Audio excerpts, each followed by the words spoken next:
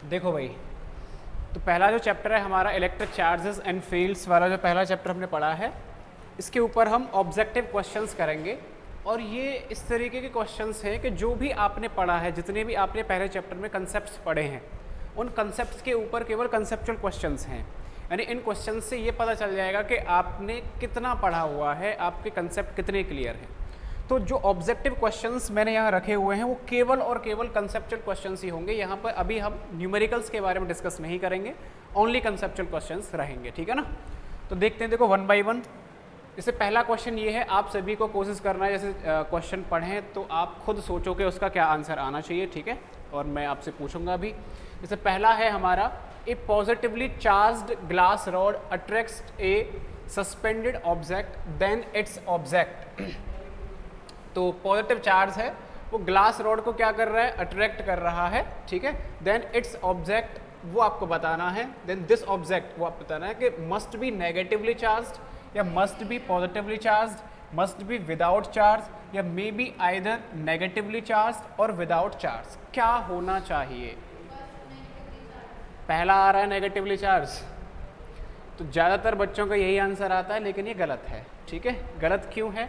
देखो, positively charged glass rod है, वो किसी ऑब्जेक्ट को अट्रैक्ट कर रहा है, तो उस ऑब्जेक्ट का चार्ज क्या होना चाहिए? तो ज़्यादातर हमें लगता है कि पॉजिटिव है तो किसको अट्रैक्ट करेगा, नेगेटिव वाले को अट्रैक्ट कर रहा होगा।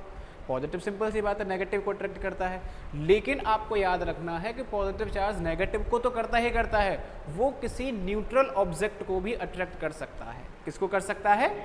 न्यूट्रल ऑब्जेक्ट को भी कर सकता है, इंडक्शन के थ्रू। तो यहाँ पर जो ऑप्शन है वो कौन सा आना चाहिए हमारा? फोर्थ ऑप्शन सही होना चाहिए। मे बी आइदर नेगेटिव, या तो नेगेटिव चार्ज होगा या फिर विदाउट चार्ज भी होना चाहिए, ठीक है। तो दोनों हमारे यहाँ पर सही रहेंगे, यानी कि फोर्थ ऑप्शन हमारा सही आ जाएगा, ठीक है। तो इसी तरीके के कंसेप्चुअल क्वेश्चंस मिलने वाले हैं, जहाँ पर बच्चे ज़्यादातर जनरली गलतियाँ करते हैं, लेकिन वो गलती आपसे होनी नहीं चाहिए कायदा में, ठीक है। तो ये हमारा फर्स्ट क्वेश्चन था। ऐसे सेकेंड क्वेश्चन है, इन induction charge induced in the near surface of the conductor is. तो इंडक्शन जहाँ पे होता है वहाँ पर जो पास वाला सरफेस होता है उस पर चार्ज इंड्यूस्ड हो जाता है। वो आपको बताना है कि जो चार्ज इंड्यूस्ड होता है उस पर वो सिमिलर चार्ज इंड्यूस्ड होता है या डिसिमिलर चार्ज इंड्यूस्ड होता है या नॉट रिलेटेड, इससे कोई मतलब ही नहीं है, या फिर कोई चार्ज इंड्यूस्ड नहीं होता है, जीरो चार्ज होगा। तो कैसा होना चाहिए? इंडक्शन में जो किसी ऑब्जेक्ट पे चार्ज का इंड्यूस्ड जो चार्ज होता है वो उसी के जैसा चार्ज होता है या फिर उसके अपोजिट वाला चार्ज होता है। देखो भाई, सबसे पहले आपको इंडक्शन पता होना चाहिए।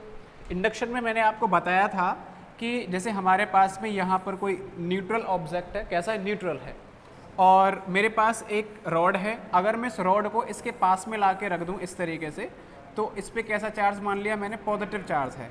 तो पॉजिटिव चार्ज रॉड को अगर मैं इसके पास में ला के रख देता हूँ तो पॉजिटिव चार्ज नेगेटिव चार्ज को इधर अपनी ओर खींच लेता है, यानी एक तरफ यहाँ पर कैसा चार्ज आ जाता है? नेगेटिव, और उसके अपोजिट डायरेक्शन में कैसा आ जाता है? पॉजिटिव आ जाता है। ये मैंने बताया था। फिर अगर हम इसको, ये जो है, अगर हम इसको क्या कर देते हैं? ग्राउंडिंग कर दें, अर्थिंग कर दें, तो अर्थिंग कर देने पे क्या होता है कि जितना भी पॉजिटिव चार्ज होता है वो क्या कर लेता है? अर्थिंग खींच लेती है। यानी कि यहाँ से क्या चला जाता है भाई? पॉजिटिव चार्ज जो है ख़त्म हो जाता है, ठीक है। पॉजिटिव चार्ज ख़त्म हो जाएगा, और पॉजिटिव चार्ज को ख़त्म करने के बाद में अगर अर्थिंग को भी आप हटा दे रहे हो और इस पॉजिटिव चार्ज रॉड को भी अगर आप हटा दोगे तो बचा नेगेटिव चार्ज, और नेगेटिव चार्ज फिर क्या करेगा भाई? इस पर एक तरीके से हर जगह डिस्ट्रीब्यूट हो जाएगा सिमिलरली। तो लाए किसको थे हम? पॉजिटिव चार्ज को, और इसके सामने जो सरफेस है उस पर कैसा चार्ज आ गया है? नेगेटिव चार्ज आ गया है। जो रॉड था वो कैसा था भाई? पॉजिटिव था, ठीक है, और इंड्यूस्ड कैसा हो गया है? नेगेटिव हो गया, यानी हम बोलेंगे डिसिमिलर चार्ज इंड्यूस्ड होता है। अगर मैं नेगेटिव रॉड को लेके आता तो नेगेटिव को अगर मैं पास लाता तो इधर क्या आता? पॉजिटिव, इधर क्या आता? नेगेटिव। ग्राउंडिंग कर देने पे पूरा अर्थिंग में चला जाता। इसे अगर हटा देते तो फिर वो पॉजिटिव आ जाता। तो पॉजिटिव वाले से नेगेटिव होगा और नेगेटिव वाले से पॉजिटिव होगा। तो आंसर क्या आ जाएगा? डिसिमिलर चार्ज जो है इंड्यूस्ड होता है, ठीक है। अगला है, if a body is charged by rubbing then its weight. तो रबिंग करके, ऐसे करके रबिंग किया और रबिंग करके आपने किसी बॉडी को चार्ज किया है, चार्ज कर दिया रबिंग करके चार्ज हो भी जाता है। तो आपको पूछा गया है कि उसका जो वेट है वो रिमेन्स प्रिसियसली कांस्टेंट कांस्टेंट रहेगा या इंक्रीजेस स्लाइटली या डिक्रीजेस स्लाइटली या मे इंक्रीज स्लाइटली और मे डिक्रीज स्लाइटली, क्या होना चाहिए? सोचिए भाई, रबिंग करके चार्ज किया गया है, तो रबिंग करके जब चार्ज करेंगे तो उसका वेट वही रहेगा या बढ़ जाएगा या घट जाएगा, क्या होना चाहिए बताइए? फोर्थ होगा। ओके, तो देखो अगर हम किसी भी ऑब्जेक्ट को चार्ज कर रहे हैं, ध्यान से देखना, तो चार्ज करने का मतलब क्या है कि वहाँ पर इलेक्ट्रॉन का ट्रांसफर हुआ होगा। अगर आपने रबिंग भी किया है, रबिंग करने का मतलब है किसी एक ऑब्जेक्ट से इलेक्ट्रॉन कम हुए होंगे और एक इलेक्ट्रॉन ने मतलब एक ऑब्जेक्ट पे गेन हुए होंगे, तो इलेक्ट्रॉन एक जगह से लूज हुए हैं और एक जगह पे गेन हुए होंगे, इसी तरीके से हुआ होगा। तो मैंने मान लिया यहाँ से इलेक्ट्रॉन इधर चले गए सपोज, तो जिस ऑब्जेक्ट से इलेक्ट्रॉन निकले हैं वहाँ पर कैसा चार्ज आ जाता है? पॉजिटिव, और जिस पे चले गए हैं वहाँ पर कैसा चार्ज आ जाता है? नेगेटिव आ जाता है। तो आप देख सकते हो जिस ऑब्जेक्ट पे पॉजिटिव चार्ज आया होगा इसका मतलब है वहाँ से इलेक्ट्रॉन निकल गए हैं, और इलेक्ट्रॉन अगर निकल गए हैं तो कुछ मास क्या हो जाएगा? कम। कितना मास कम हो जाएगा? जितने इलेक्ट्रॉन निकल गए हैं। तो इलेक्ट्रॉन के पास में मास तो होता ही है, भले ही बहुत कम मास होता है इलेक्ट्रॉन के पास, लेकिन होता तो है, यानी मास में कमी हो जाएगी अगर पॉजिटिव चार्ज आ रहा है। और अगर नेगेटिव चार्ज बढ़ रहा है इसका मतलब इलेक्ट्रॉन वहाँ गेन हुए हैं यानी मास जो है बढ़ गया होगा, इंक्रीज हुआ होगा। तो यहाँ आपको ये तो दे नहीं रखा है कि किसी पॉजिटिव चार्ज की बात हो रही हो या नेगेटिव चार्ज की बात हो रही हो। यहाँ तो आपसे क्वेश्चन में केवल ये किया बोला है कि body is charged by rubbing, rubbing करके वो चार्ज की गई है, ये नहीं बताया कि वो नेगेटिव बनाई गई है या पॉजिटिव बनाई गई है। तो चार्ज का मतलब नेगेटिव अगर हुआ होगा तब तो वेट बढ़ जाएगा हल्का सा, और अगर पॉजिटिव हुआ होगा तो वेट क्या हो जाएगा? कम हो जाएगा। यानी कौन सा ऑप्शन आएगा भाई? फोर्थ। ये मैंने क्वेश्चन कराया भी था, ये मैंने बताया भी था जब हम पढ़ रहे थे चार्जेस के बारे में, वहाँ पे बताया था। ठीक है, तो इस तरीके से आपको ध्यान से समझना है। अगला है when charge is given to a body, किसी बॉडी को अगर हम चार्ज देते हैं, when charge is given to a body, ठीक है, more charge accumulated it at region of small radius of curvature, या फिर more charge accumulates at region of large radius of curvature, a charge is distributed uniformly irrespective of curvature, या none of above is true। क्या होना चाहिए? किसी object को अगर हम बाहर से चार्ज देते हैं तो चार्ज जो डिस्ट्रीब्यूट होता है वो किस तरीके से डिस्ट्रीब्यूट होता है वो आपसे पूछा गया है।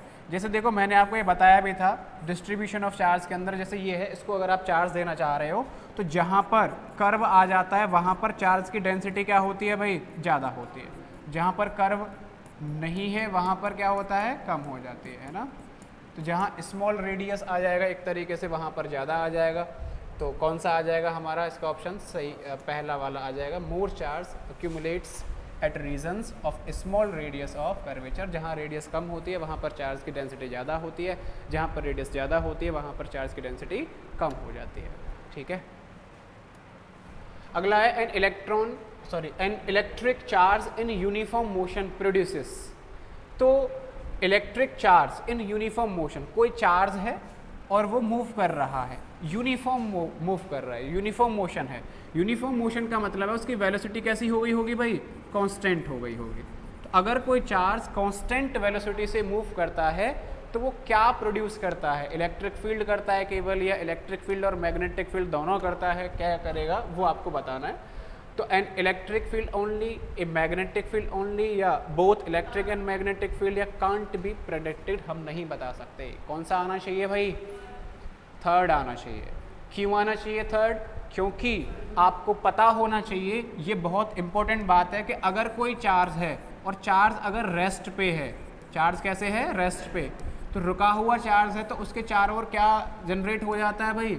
इलेक्ट्रिक फील्ड जनरेट हो जाता है। तो चार्ज अगर केवल रेस्ट पे है तो इलेक्ट्रिक फील्ड को जनरेट कर देगा, लेकिन अगर चार्ज मोशन में है तो इलेक्ट्रिक फील्ड भी प्रोड्यूस करता है और मैग्नेटिक फील्ड भी वो प्रोड्यूस कर देता है, अगर वो कांस्टेंट यूनिफॉर्म मोशन कर रहा है। और आगे हम ये भी पढ़ेंगे कि चार्ज अगर एसेलरेटेड है, यानी उसका एसेलरेशन दे रखा है, एसेलरेटेड चार्ज है, तब वो इलेक्ट्रिक फील्ड भी जनरेट करेगा, मैग्नेटिक फील्ड भी जनरेट करेगा और इलेक्ट्रोमैग्नेटिक वेव भी जनरेट कर देता है।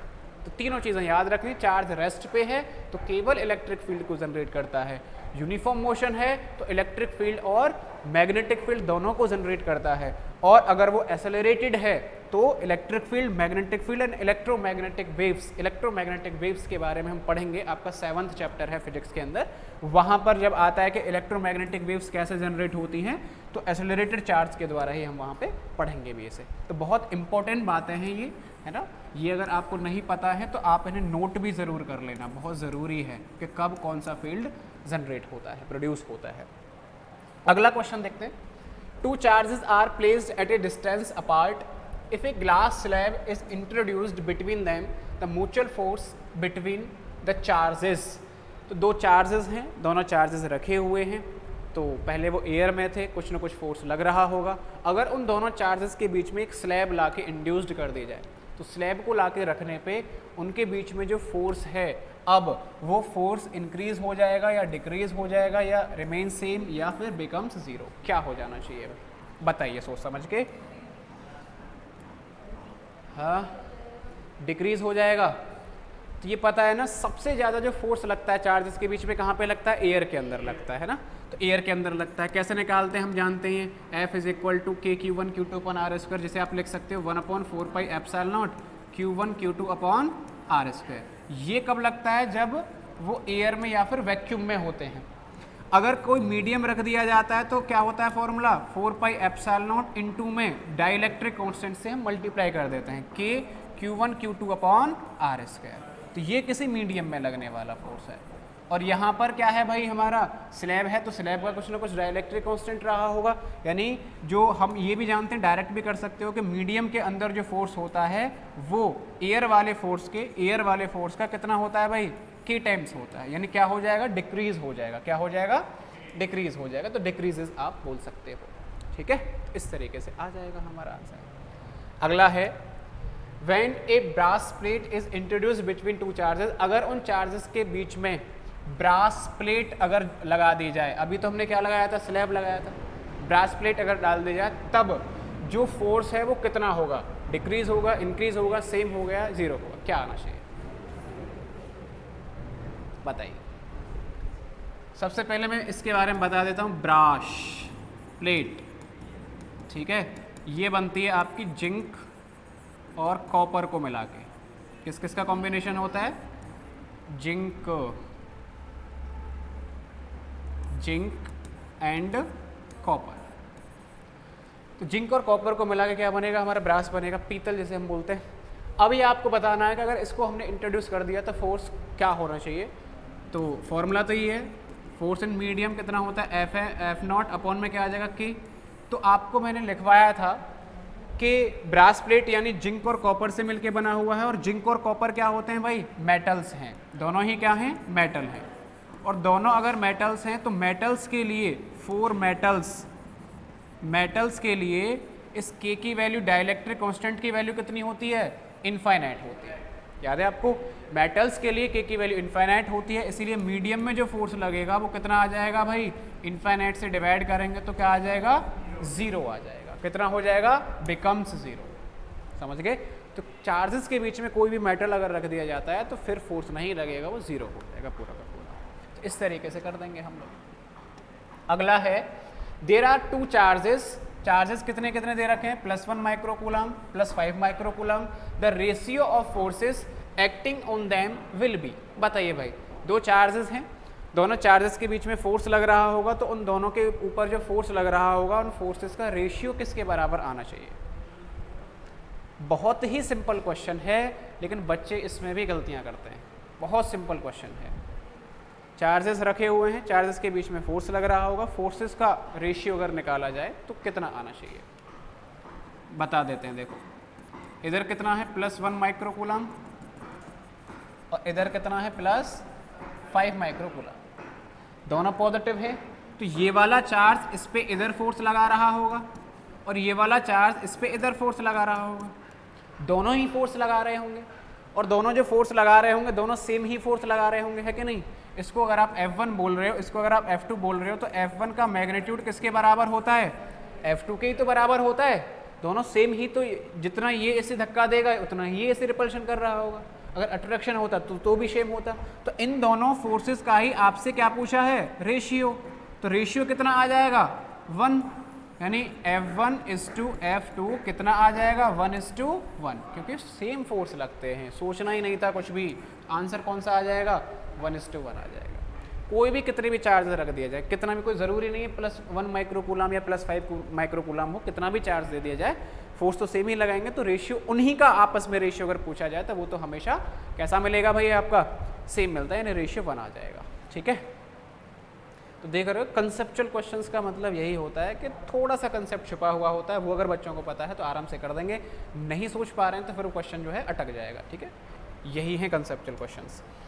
आगे देखो तो ratio of the force between two small spheres with constant charges, पहला दे रखा है इन एयर, दूसरा ऑप्शन दे रखा है in a medium of dielectric constant के रेस्पेक्टिवली। तो जब चार्जेस को एयर में रख रखा है तब कुछ फोर्स लग रहा है, और जब उन चार्जेस को किसी डाइलेक्ट्रिक कांस्टेंट के प्रेजेंस में रख दिया है तब भी फोर्स लग रहा है। तो उन दोनों का रेशियो कितना होता है ये आपसे पूछा गया है। तो अभी अभी मैंने आपको एक फॉर्मूला बताया था, Fm किसके बराबर होता है भाई, F0/K, यही होता है। इनका अगर आप रेशियो निकालोगे तो F0/Fm किसके बराबर आ जाएगा भाई, K के बराबर आ जाएगा। तो एयर में जो फोर्स लगता है वो ज़्यादा लगता है और मीडियम में कम लगता है। कितना ज़्यादा लगेगा, ये K टाइम्स ज़्यादा लगेगा। तो कौन सा ऑप्शन आ जाएगा हमारा सही, दूसरा वाला सही हो जाएगा। सीधा सीधा आ रहा है क्वेश्चन। ठीक है, तो पहले एयर में रखा हुआ था, फिर मीडियम में रखा हुआ है। यहाँ आप सवाल मत करने लग जाना कि एयर में आप फोर्स निकालने लग जा रहे हो, मीडियम में लगने लग जा रहे हो। आपको मैंने डायरेक्ट ये फॉर्मूला बताया था, फॉर्मूला अगर याद है पुट करेंगे तुरंत हमारा आंसर निकल के आ जाएगा। ठीक है, अगला क्वेश्चन है graph representing the force between two charges and the distance between them. तो फोर्स और डिस्टेंस के बीच में ग्राफ दे रखे हैं, आपसे पूछा गया है कौन सा ऑप्शन सही होना चाहिए। तो आपके पास फॉर्मूला पता है कौन सा, बी है, बी डी क्या बोल रहे हो, तो ये हम जानते हैं फोर्स का फॉर्मूला। अच्छा, आर की जगह यहाँ पर क्या दे रखा है आपको, डी, तो डी स्क्वायर कर सकते हैं हम ऐसे, यानी आप देख सकते हो कि F इनवर्सली प्रोपोर्शनल किसके आ रहा है, डी स्क्वायर के आ रहा है। और इनका बीच का आप देख सकते हो ना, ये कैसा रिलेशन आएगा भाई, डी की वैल्यू अगर 0 कर देंगे तो फोर्स कितना हो जाएगा, इनफाइनाइट। तो डी अगर 0, फोर्स इनफाइनाइट हो जाएगा। यहाँ से आप देख सकते हो डी को अगर मैं 0 कर दूँ तो फोर्स कितना हो जाएगा, इनफाइनाइट। और डी को अगर मैं इनफाइनाइट कर दूँ तो फोर्स कितना हो जाएगा भाई, 0 हो जाएगा। यानी यहाँ से स्टार्ट करना चाहिए, यहाँ पे ख़त्म होना चाहिए। तो या तो ये रहा होगा या फिर ये रहा होगा। ये तो ऑप्शन ख़त्म हो गए कि 0 0 से स्टार्ट हो रहा है, ये तो ऑप्शन नहीं है। इन दोनों में से आप चेक कर लो, क्या ये इक्वेशन स्ट्रेट लाइन की है, बिल्कुल भी नहीं है स्ट्रेट लाइन की। तो कौन सा आ जाएगा हमारा ऑप्शन, डी आ जाएगा। रेक्टेंगुलर हाइपरबोला वाली इक्वेशन है, उसी जैसा हमारा कुछ आंसर निकल के आना चाहिए। तो इस तरीके का कुछ आंसर हमारा आना चाहिए कर्व टाइप में, तो डी ऑप्शन हमारा सही हो जाएगा। ठीक है, स्टेटमेंट वाला है। पहला स्टेटमेंट दे रखा है, force between two stationary point charges is not Altered by the presence of third point charge near them. दूसरा दे रखा है, force depends on the magnitude of first two charges and distance between them. बताओ भाई, ये दोनों statement सही हैं या गलत हैं। पहला स्टेटमेंट कह रहा है कि दो चार्जेस रखे हुए हैं, उन दोनों के ऊपर जो आपस में लगने वाला फोर्स है वो किसी तीसरे चार्ज को रख देने से इफेक्ट नहीं होता है। फॉल्स है, सही है, बिल्कुल सही है। सुपरपोजिशन प्रिंसिपल को याद करो। सुपरपोजिशन प्रिंसिपल क्या कहता था, बहुत सारे अगर चार्जेस हैं तो आपस में किन्हीं भी दो चार्जेस के बीच में जो फोर्स है वो तो सेम ही होता है ना। किसी तीसरे को रख देने से ऐसा नहीं है कि तीसरा जो है बदल देगा। अलग अलग फोर्स लग रहे होंगे, अलग अलग फोर्स लग रहे हैं तो उन्हें हम बस ऐड कर सकते हैं, इतना कर सकते हैं। तो ये सही है। क्यों सही है, तो आप सुपरपोजिशन प्रिंसिपल को याद रख सकते हो। ठीक है, तो ये आपको याद होना चाहिए। तो पहला स्टेटमेंट सही है। दूसरा स्टेटमेंट भी सही है, क्योंकि फोर्स किस पे डिपेंड करता है भाई, magnitudes of first two charges and distance between them. Statement तो दोनों ही सही हैं, लेकिन दूसरा वाला पहले वाले का एक्सप्लेनेशन नहीं दे रहा है। यानी ऑप्शन कौन सा आ जाएगा हमारा, second. Statement 1 is true, statement 2 is true, but statement second is not the correct explanation for statement first. Clear है, ओके। अगेन एक और है, स्टेटमेंट 1 कह रहा है Coulomb's force between charges is central force. तो चार्जेस के बीच में जो कूलम्ब्स फोर्स होता है वो सेंट्रल फोर्स होता है या नहीं होता है, बिल्कुल होता है भाई। लाइन जो होती है चार्जेस की, इधर Q1 लगा दिया, इधर Q2 लगा दिया, तो जो फोर्स लगता है वो इनको मिलाने वाली लाइन के अलोंग ही तो लगता है, अलोंग ही तो लगता है, तो सेंट्रल फोर्स है, सही है बिल्कुल। Coulomb's force depend on medium between charges, बिल्कुल सही बात है। मीडियम पे तो डिपेंड करेगा ये कि एयर में चार्जेस रखे हैं कि वाटर में डाल दिए, किसी ऑयल में डाल दिए, कि वैक्यूम में है, चार्जेस रखे हुए कहाँ पे हैं, तो मीडियम पे भी डिपेंड करता है। तो ऑप्शन तो दोनों ही सही हैं, लेकिन दूसरा वाला पहले वाले को एक्सप्लेन नहीं कर रहा है, यानी इसका भी कौन सा आ जाएगा हमारा, सेकंड वाला सही हो जाएगा। क्लियर है, आगे चलते हैं। The pair of particles which experience same force in a uniform electric field, तो यूनिफॉर्म इलेक्ट्रिक फील्ड दे रखा है, यानी ई की वैल्यू कैसी दे दी है आपको, सेम दे रखी है, कांस्टेंट दे रखी है। तो ई अगर सेम है तो ऐसे कौन से पेयर हैं जहाँ पर दोनों पे लगने वाला जो फोर्स है वो सेम लगेगा। तो आपको एक फॉर्मूला पता होगा, ई किसके बराबर होता है भाई, एफ अपॉन क्यू के बराबर होता है। E is equal to F upon Q. अगर आप एफ निकालना चाहो तो एफ किसके बराबर आ जाएगा, क्यू इंटू ई के बराबर आ जाएगा। एफ किसके बराबर आएगा, क्यू इंटू ई के बराबर आ जाएगा। अब आपको ये देखना है, ई तो दोनों के लिए सेम है, ये तो कैसा है, सेम, और फोर्स को भी क्या करना है, सेम करना है। तो फोर्स को सेम करना है, ई सेम है, इसका मतलब है चार्ज को भी कितना होना पड़ेगा, सेम। तो ऐसा पेयर देख लो जहां पर चार्ज भी सेम आ जाए। तो चार्ज सेम किसका होता है, ये कह रहा है इलेक्ट्रॉन और प्रोटॉन, तो इलेक्ट्रॉन का चार्ज कितना होता है, माइनस ई, प्रोटॉन का कितना होता है, प्लस ई। तो इलेक्ट्रॉन और प्रोटॉन का मैग्नीट्यूड तो सेम आ रहा है, बस चार्जेस का नेचर अलग अलग है। नेचर की वजह से बस फोर्स की डायरेक्शन बदल रही होगी, अदरवाइज मैग्नीट्यूड तो कैसा रहेगा, सेम रहेगा। तो पहला ही ऑप्शन सही है, आगे जाओ ही मत। आगे वैसे भी नहीं जा सकते, प्रोटॉन का अलग चार्ज है, ड्यूट्रॉन का अलग हो जाता है, ड्यूट्रॉन और अल्फा पार्टिकल का अलग अलग है, तो इन सभी का है। तो कौन सा आ जाएगा हमारा, पहला ही आ जाएगा। क्यों, क्योंकि प्रोटॉन और इलेक्ट्रॉन के चार्ज का मैग्नीट्यूड सेम है, चार्ज का मैग्नीट्यूड सेम है, इलेक्ट्रिक फील्ड सेम है, तो फोर्स भी कैसा लग जाएगा, सेम लग जाएगा। तो इस फॉर्मूले से आप कर सकते थे सीधे सीधे, है ना। The acceleration of a charged particle in uniform electric field, ठीक है। तो यूनिफॉर्म इलेक्ट्रिक फील्ड में एक्सेलरेशन पूछा गया है, कैसा रहता है, proportional to its charge only, proportional to its mass only, proportional to its specific charge या नन ऑफ एबव, ये आपसे पूछा गया है। तो बता सकते हो भाई, यूनिफॉर्म इलेक्ट्रिक फील्ड में एक्सेलरेशन पूछा है, तो आप एक फॉर्मूला जानते हो, ई किसके बराबर होता है, एफ अपॉन क्यू। एफ किसके बराबर होता है, क्यू इंटू ई। आप एफ का एक दूसरा भी फॉर्मूला जानते होंगे, एफ किसके बराबर होता है, एम ए। तो मैं लिख सकता हूँ एम ए किसके बराबर है, क्यू ई के बराबर। तो एक्सेलरेशन किसके बराबर आ जाएगा, क्यू ई अपॉन एम। ई कैसा दे रखा है, सेम दे रखा है, इसका मतलब मैं ये लिख सकता हूँ कि ए डायरेक्टली प्रोपोर्शन किसके आ जाएगा, क्यू अपॉन एम। और जानते हो ये जो क्यू अपॉन एम है, इसको हम क्या बोलते हैं, स्पेसिफिक चार्ज। क्या बोलते हैं इसे, स्पेसिफिक चार्ज। कभी भी आपसे स्पेसिफिक चार्ज पूछ लिया जाए तो इसका मतलब ही क्या होता है, charge upon mass. Specific charge is the ratio of charge and mass. तो कौन सा आ जाएगा हमारा, proportional to its specific charge, ठीक है। अच्छा, proportional to its charge, charge के भी वैसे प्रोपोर्शनल कर रहा है, inversely proportional to its mass, mass के भी इन्वर्सली प्रोपोर्शनल है, या proportional to its specific charge, ये भी ठीक है। तो आप यहाँ पर ये भी बोल सकते हो कि अच्छा ऑल अगर होता तो आप बोल सकते थे। तो हमारा एग्जैक्ट आंसर कौन सा एक्सप्लेन कर रहा है, तीसरा एक्सप्लेन कर रहा है, एग्जैक्ट तो तीसरा ही एक्सप्लेन कर रहा है। तो ए डायरेक्टली प्रोपोर्शनल स्पेसिफिक चार्ज हमारा निकल के आ जाएगा। याद क्या रखना है, स्पेसिफिक चार्ज याद रखना है, क्यू अपॉन एम को हम स्पेसिफिक चार्ज बोल देते हैं। नेक्स्ट है, an electric dipole kept in a non uniform electric field. तो इलेक्ट्रिक डायपोल को अगर हम यूनिफॉर्म इलेक्ट्रिक फील्ड में रखते हैं तो हमने वहाँ पर क्या पढ़ा था कि इधर माइनस क्यू चार्ज है और इधर क्या रख दिया भाई, प्लस क्यू चार्ज है। अगर यूनिफॉर्म, यूनिफॉर्म का मतलब है ई सेम है, तो इस पे चार्ज, इस पे फोर्स इधर लग गया था, कितना लग रहा था, क्यू ई। इस पे फोर्स इधर लगा था, कितना लगा था, क्यू ई। तो यहाँ पे मैंने बताया था कि फोर्स अपोजिट डायरेक्शन में लग रहे हैं, तो एफ नेट तो कितना हो जाएगा, 0। लेकिन टॉर्क किसके बराबर आ रहा था, पी ई साइन थीटा के बराबर आ रहा था। कब आ रहा था, इन यूनिफॉर्म इलेक्ट्रिक फील्ड। लेकिन अगर आपसे बात कर दी जाए नॉन यूनिफॉर्म इलेक्ट्रिक फील्ड की, तो नॉन यूनिफॉर्म में देखो यहाँ पर ई की वैल्यू कुछ अलग होगी, यहाँ पर ई की वैल्यू कुछ अलग होगी। तो ये वाला फोर्स कुछ अलग हो जाएगा, ये वाला फोर्स कुछ अलग हो जाएगा। तो जब फोर्स का मैग्नीट्यूड ही बदल जाएगा, इसका मतलब आपको याद रखना है, बहुत ज़रूरी है, in non uniform electric field. अगर नॉन यूनिफॉर्म इलेक्ट्रिक फील्ड दे रखा है, इसका मतलब है वहाँ पर एफ नेट 0 के बराबर नहीं होगा, और टॉर्क तो 0 के बराबर होता ही नहीं है, ना यूनिफॉर्म में था ना नॉन यूनिफॉर्म में। तो कौन सा ऑप्शन आएगा, फोर्स एंड टॉर्क अच्छा, experience a force and torque, दोनों को एक्सपीरियंस कर रहा होगा, फोर्स भी लग रहा होगा और टॉर्क भी लग रहा होगा।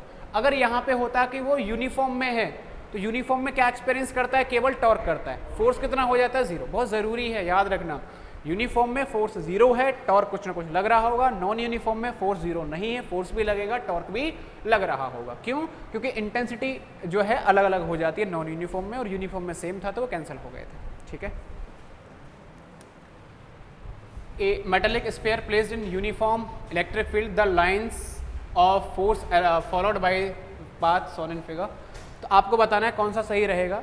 ये कोई आपके पास में स्फीयर दे रखा है, मेटेलिक स्फीयर है, तो इलेक्ट्रिक फील्ड लाइंस का जो पाथ है वो कौन सा वाला सही होगा, ये वाला होगा, ये वाला होगा, ये वाला होगा, ये वाला होगा, first, second, third, fourth, fifth, ये आपसे पूछा गया है। तो पहले में क्या कर रहा है, इलेक्ट्रिक फील्ड इसकी ओर गई हैं, इधर गई हैं, दूसरे में इधर गई हैं, इधर गई हैं, तीसरे में ऐसे करके इधर चला गया, चौथे में ऐसे करके जा रहा है। तो आपने पढ़ा था, मैंने एक पॉइंट भी लिखवाया था कि इलेक्ट्रिक फील्ड लाइंस हमेशा किसी भी कंडक्टर, कोई भी कंडक्टर दे रखा हो, कोई भी मेटल दे रखा हो, तो उसके हमेशा परपेंडिकुलर जाती है। कैसे जाती हैं? परपेंडिकुलर, 90 डिग्री पे आती है। तो क्या ये 90 डिग्री का एंगल बन रहा है? नहीं बन रहा, तो ये पॉसिबल नहीं है। क्या ये 90 का बन रहा है? बिल्कुल भी पॉसिबल नहीं है। और ये तो देखो बीच में से होके ले गया, बीच में से तो जाता ही नहीं है। इलेक्ट्रिक फील्ड इंटेंसिटी ई की वैल्यू कितनी होती है अंदर भाई? 0 होती है, सरफेस से होता हुआ निकल जाता है और परपेंडिकुलर आता है। तो आप चौथे को सही बोल सकते हो कि ऐसे करके लाइन आई, यहाँ पर कितना एंगल बनता हुआ नज़र आ रहा होगा? 90। और जब ये बाहर भी निकल के गई होगी तो कितने के साथ में गई है? 90 के साथ में ही गई है। तो ये वाला भी 90 है, ये वाला भी 90 है, इसका मतलब है फोर्थ वाला सही है। तो कौन सा हो जाएगा हमारा? फोर्थ हो जाएगा। समझ रहे हो कैसे किया है? ओके। अगला है हमारा, ये आपको इलेक्ट्रिक फील्ड इंटेंसिटी का रिप्रेजेंटेशन दे रखा है, ये ए है, बी है। आपसे पूछा है कहाँ पर इलेक्ट्रिक फील्ड इंटेंसिटी ज़्यादा होगी और कहाँ पर कम होगी। बताओ भाई कौन सा ऑप्शन सही आना चाहिए? इंटेंसिटी कहाँ ज़्यादा है, कहाँ कम है? इलेक्ट्रिक फील्ड लाइंस जब हम पढ़ रहे थे वहाँ मैंने बताया था आपको, ये यूनिफॉर्म तो नज़र नहीं आ रहा आपको, नॉन यूनिफॉर्म ही है। तो नॉन यूनिफॉर्म का मतलब कहीं पर इंटेंसिटी ज़्यादा होगी और कहीं पर इंटेंसिटी कम होगी। तो मैंने आपको बताया था जहाँ पर लाइंस पास पास में होती हैं, जहाँ पर डेंसर है वहाँ इंटेंसिटी ज़्यादा होती है, और जहाँ जहाँ पे लाइंस जो होती हैं रेयर होती हैं, दूर दूर होती हैं, वहाँ पर इंटेंसिटी कम होती है। यानी ए वाले पे ज़्यादा होगी, बी वाले पे क्या होगी? कम। तो E A is greater than E B. तो ये डेंसर हैं, इधर इधर कैसी हैं? डेंसर, और इधर क्या है? रेयरर। डेंसर जहाँ है वहाँ ज़्यादा, रेयरर यानी कम। ठीक है, ये पॉइंट लिखवाया था मैंने आपको। ठीक है, इतने ही क्वेश्चंस हैं। ठीक है आज के लिए। तो ये जो क्वेश्चंस हैं आपने देखा ये कंसेप्चुअल क्वेश्चन थे भाई, है ना। तो जो भी चैप्टर में पढ़ा है उससे आपको ये आइडिया हो गया होगा कि आपने जो पढ़ा है आपकी तैयारी कैसी है। ठीक है, आप कितने क्वेश्चंस का आंसर दे पा रहे हो, कितने क्वेश्चंस का आंसर नहीं दे पा रहे हो। तो इस तरीके से हम हर एक चैप्टर में करेंगे। जितने भी चैप्टर्स हम पढ़ेंगे फिजिक्स में या केमिस्ट्री में, जो भी चैप्टर्स हैं उन सभी के लास्ट में एक तो इस तरीके के क्वेश्चंस मिलेंगे। ये तो कंसेप्चुअल क्वेश्चंस होते हैं, और इसके अलावा एक दूसरे तरीके के क्वेश्चंस जिसमें प्रीवियस ईयर्स में आने वाले जो क्वेश्चंस होते हैं हर तरीके के, उसमें कंसेप्चुअल भी होंगे, न्यूमेरिकल्स भी होंगे, हर तरह के क्वेश्चंस होंगे। और वो मैं कोशिश करूँगा लाइव क्लास में ही बताया करूँगा उन क्वेश्चंस को तो आपको। ठीक है, तो ये कंसेप्चुअल क्वेश्चन हो गए हैं। अगर आपको इसका वो चाहिए तो एप्लीकेशन पे मैं एज इट इज़ डाल दूँगा, वहाँ से जो क्वेश्चन आपको नोट करना है कि ये अच्छा क्वेश्चन है, ठीक है, वो ये एप्लीकेशन प्ले स्टोर पे जाना है आपको, और द डायमंड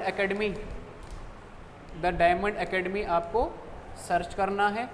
वहाँ पे आपको एप्लीकेशन मिल जाएगा। कोचिंग का लोगो आपने देखा ही है, उसको आप डाउनलोड कर सकते हो, और 12th क्लास का मैजिकल बैच के नाम से है, वहाँ पे आपको मिल जाएगा। ठीक है, तो ऐप पे डाल दूँगा, क्वेश्चंस को आप कर लेना वहाँ से। ठीक है, ओके।